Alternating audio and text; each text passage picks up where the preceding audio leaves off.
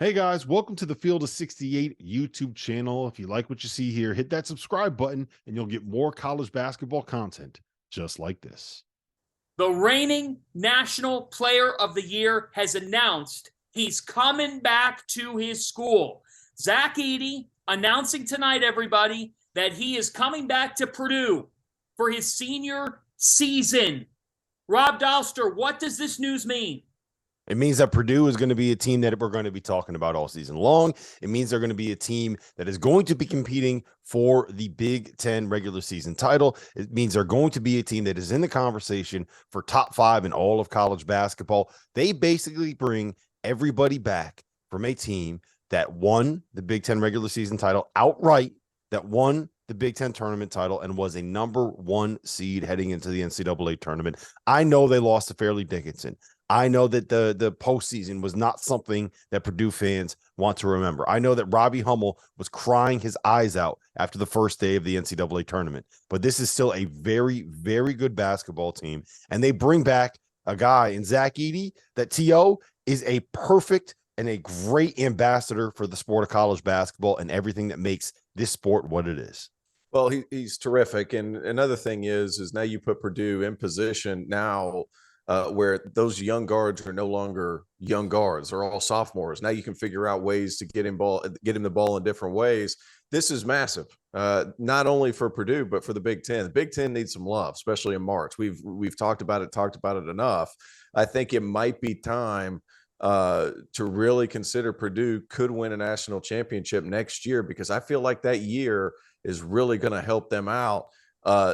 John, I think the big thing too is Lance Jones transferring in. They got Miles Colvin coming in. Are they going to be able to get a couple of more guys to West Lafayette to help them out? They lose Brandon Newman. They lose a couple of others, but it's still a That'll team. be it. That's their roster. T.O., their roster is pretty much set right now. And, listen, the question we're going to ask every year now is, can a guy like Zach Edey, can a team like that win a national title? Can they win 6 straight? But I'm glad he came back too. Like, great kid, can make more money, probably should be able to make more money, will make more money. We talked about this with Matt Painter, Goodman. It's great for college basketball that NIL, name, image, and likeness, the ability for players to be able to make money. It's made it so it's not a financial decision to go pro. Zach Edey, for bigs, especially for these bigs. Yeah, Zach Edey made the decision that was the best for him as a human being. It was not something where he had to make a decision because this was going to be his chance to start making money. He can start making money now as a college basketball player, as the face of the sport, as a guy with a chance to win back-to-back National Player of the Year awards for a team that has a chance to win back-to-back Big Ten titles. I love this. I'm really, really happy they're back. And Goodman, we saw what Zach Edey was and what he meant to West Lafayette and the person that he is.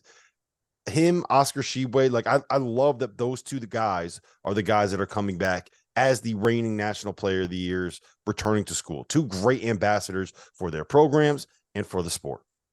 Yeah, the key is Braden Smith. He's the key, Fana. Can he, as T.O. said, these freshmen are going to become sophomores, and Lawyer wore down. He got hurt. He wasn't the same, and Braden Smith just plain wore down. It didn't have enough help. It really wasn't his fault. And now I think, and you got to remember, this was a kid too that had been hurt and didn't play in the preseason, didn't play all summer because of an injury that he was recovering from. So he had missed a lot of time. I think that might have affected him too a little bit. So I don't know how much more help he's going to have, because Lance Jones is not really a point, the transfer from Southern Illinois, but he's a veteran guard, and Braden Smith is just going to be older and more mature and haven't gone through all this. Well, let me ask you this, because I'm referencing Borzello's roster updates. They only have. I would 10 take players. that and throw it right in the trash. But they only have 10 people listed. Is there somebody else coming? Like, there's still time right now via the portal to add another body that could help out a little bit, at least when times get hard for some of those guys who are now sophomores. Hey, T.O., all that NIL that Purdue had, it all went to the big boy. It just went to the big boy. They got nothing left. Nothing. Yeah. All the salary cap is gone. That's right. It's gone.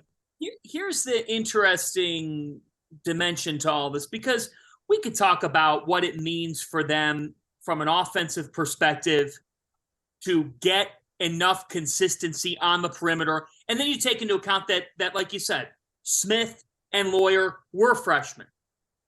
You bring back Ethan Morton. You bring back Caleb First. And one of the unique things, Jeff, is that it's not like we're sitting here saying, well, Purdue is soft as can be. They don't play defense. This was a team that was ranked 24th last year, 24th in the country in KenPom adjusted defensive efficiency. But I think what this comes down to is we obviously know, I mean, it's not any revelation. This team's going to be one of the best seeds in the NCAA tournament next year.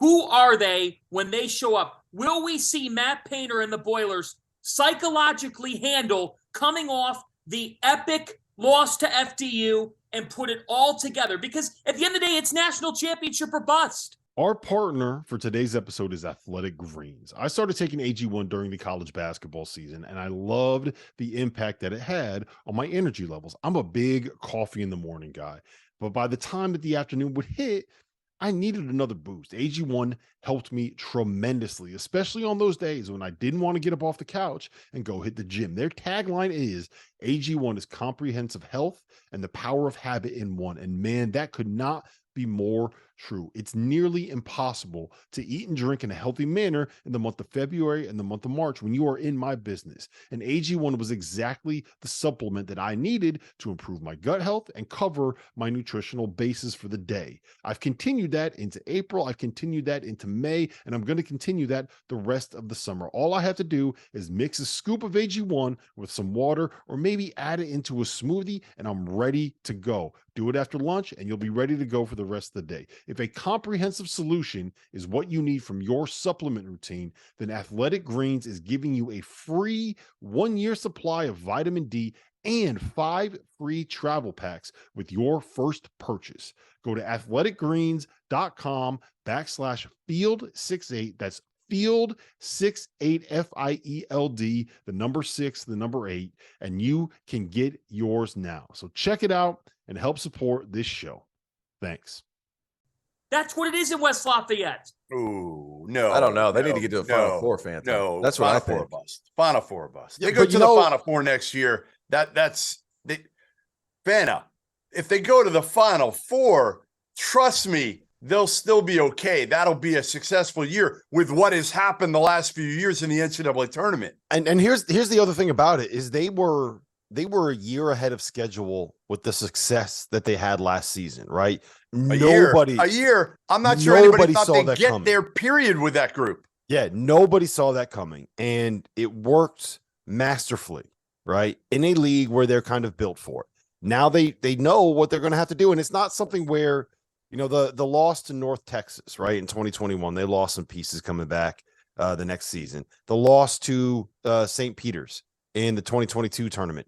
They lost Jaden Ivey. They lost other pieces. They lost their backcourt. They had a freshman backcourt coming back. These are the same guys. So they know. They're ready for it. They know what to expect when they get to March. And look, I hear what you're saying, and I know the story of Virginia, and I know how you can sit there and you could draw those like parallels. But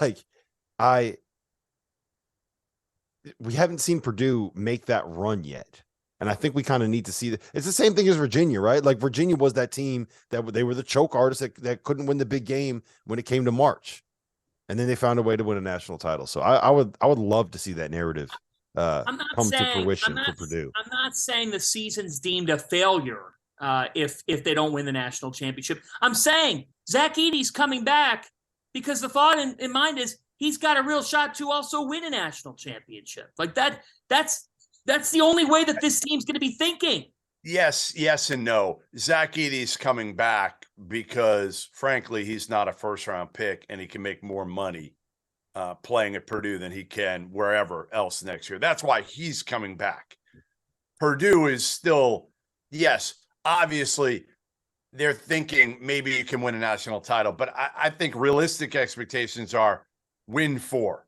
Win 4, even if they lost in the Final Four, I think it would be deemed a successful season next year.